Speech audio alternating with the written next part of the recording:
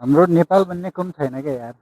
हरियाली र झरना हरियाली भनेपछि हामी एकदम धनी छौँ, तर आर्थिकले मात्रै गरिब छु। अरू सबैले धनी छु हेर्नुहोस् फेरि। हाम्रो यो डाँडो मात्रै बेच्यौँ भनेपछि नेपाललाई 10 वर्ष खाना पुग्ने रुपियाँ आउँछ हेर्नुहोस् है। यस्तो राम्रो ठाउँ छ होइन। मरुभूमिमा पनि एउटा राम्रो के अरे आर्थिक पूर्ण भएको देश बनेको हुन्छ होइन।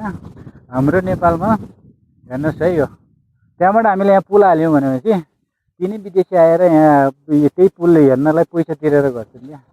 तर यस्तो ठाउँ छ, नेपाली अर्काको चाकरी गर्ने बाहेक अरू केही उपाय छैन हामीसँग।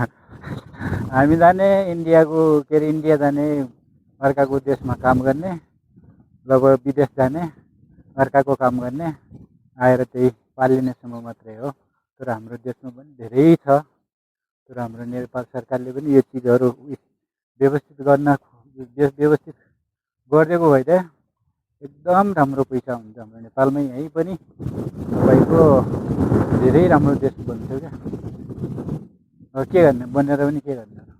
आफ्नो हालत यही छ। बिहानदेखि हिँड्नु भयो, अहिलेसम्म माथि गइया छैन, पुग्या छैन होइन।